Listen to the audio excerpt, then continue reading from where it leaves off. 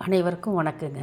இப்போ ராகு இருக்கும் பாவகம் வீடு ஒன்றாவது வீடு, 4வது வீடு, 7, 10. 1வது வீடுனா மேச வீட்டில் ராகு இருந்தாலோ, கடகம் வீட்டில் 4வது வீடாக வருங்க, அதில் ராகு இருந்தாலோ, துலாம், மகரம் இந்த இந்த வீடுகளில் ராகு அமர்ந்திருந்தால் அவங்களுக்கு ரொம்ப சுபிட்சமான வாழ்க்கை உருவாகுங்க. 2வது பட்சம் இது 2 ரிஷபம், 6வது வீடு கன்னி, இது 2வது கேட்டகரியில் வருங்க. இந்த மேச ராகு நல்ல நட்பை கொடுக்கும். நல்ல ஒழுக்கமாக இருப்பாங்க, நம்பிக்கைக்கு பார்த்தவரமாக இருப்பாங்க. இவங்களோட போய் நம்ம ஒட்டிக்கணும். நல்ல உறவான மேசத்தில் ராகு இருக்கிறவங்க நல்ல நட்புக்கு உகர்ந்தவர்களாக இருப்பாங்க. அதேமாதிரி கடகத்தில் ராகு இருந்தனா மணவாளன் சிறப்படைவார். இந்த கடக வீட்டில் ராகு இருக்கிற பெண்மணியை மணந்தாங்கன்னா மணவாளன் சிறப்படைவார். பூர்வ புண்ணியங்கள்லாம் கிடைக்குங்க. வருவாய் ஈட்டக்கூடிய பெண்மணியாக அவங்க இருப்பாங்க. ஆனால் மணவாளன் நல்ல ஒழுக்கமுள்ள மகனாக தேர்ந்தெடுத்து அவங்க கல்யாணம் பண்ணிக்கணும். துலாம் ராகு நல்ல அதிர்ஷ்டம், ஒழுக்கம், இது எல்லாமே வருங்க. நல்ல நட்பு இருக்கும் அவங்கக்கிட்ட, ஒழுக்கம், நம்பிக்கை, இந்த 4மே சேர்ந்ததாங்க எல்லாத்துக்குமே வரும். மகர ராகு நல்ல கௌரவம், நல்ல தாய் தந்தையை மதித்து வாழ்வாங்க, நல்ல குடும்பத்தை சேர்ந்த உயர்ந்த பெண்மணி ஆணாக இருப்பாங்க.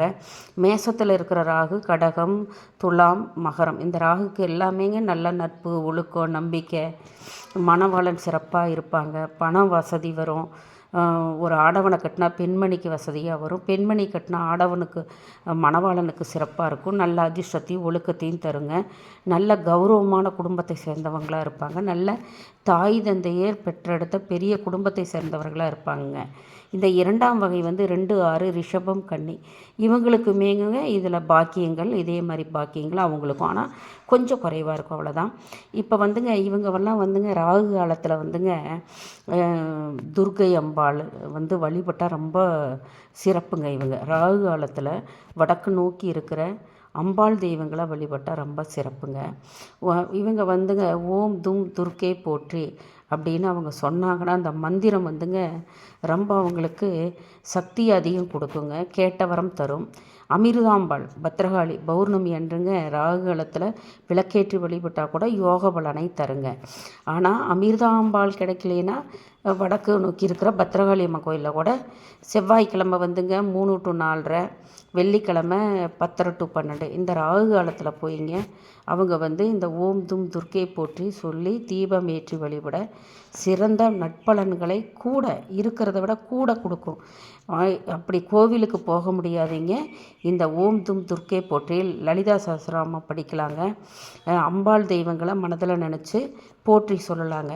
இப்போ கிரகங்கள் வக்கரமாகுதுன்னு வச்சுக்கோங்க, அப்போ அம்பாள் அமிர்தாம்பாள் அந்த இது இல்லை காளியம்மன் கோயிலுக்கு இடதுபுறமாக 4 முறை வலம் வரணுங்க, அல்லது சிவபெருமானை வலப்புறமாக 5 முறை சுற்றி வரணுங்க. இந்த திருவாதிரை, சுவாதி, சதயமெல்லாம் ராகு நட்சத்திரங்க. அது இவங்களுமே திருவாதிரை சிவபெருமானுக்கு உடையது, சுவாதி லக்ஷ்மி நரசிம்மருக்கு உகர்ந்தது, சதயம் அம்பாள் நட்சத்திரங்க. இந்த ராகு நட்சத்திரங்கள்லாம் இவங்க பிறந்தவங்க அவங்களும் ராகு காலத்தில் வழிபட்டால் சிறப்பை தருங்க. இந்த சதய நட்சத்திரத்தை ராஜராஜ சோழன் தஞ்சை பிரகதீஸ்வரர் கோயிலை கட்டி முடித்தாருங்க.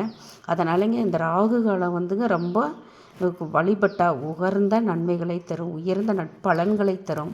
அதனால் இவங்க இந்தந்த வீட்டில் இருக்கிறவங்க மேஷம், கடகம், துலாம், மகரம், ரிஷபம், கன்னி, செவ்வாய் வீடுகளான மேஷ வீடு, விருச்சக வீட்டில் ராகு இருந்தாலுமே சுபிட்சத்தை தருங்க. அதனாலங்க இந்த ராகு பகவானை ராகு காலத்தில் வழிபட்டால் கேட்ட வரத்தை உடனே தருவாருங்க இந்த ராகு பகவான். அதனால் எல்லாருமே இந்த மந்திரத்தை செபித்து பலனை பெறுங்கள். வணக்கம், நன்றி.